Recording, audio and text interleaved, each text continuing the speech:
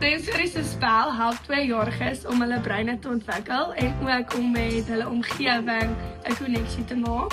Dis 'n lekker manier om deur ryk, proe, voel en hoor te speel en hulle geniet dit baie.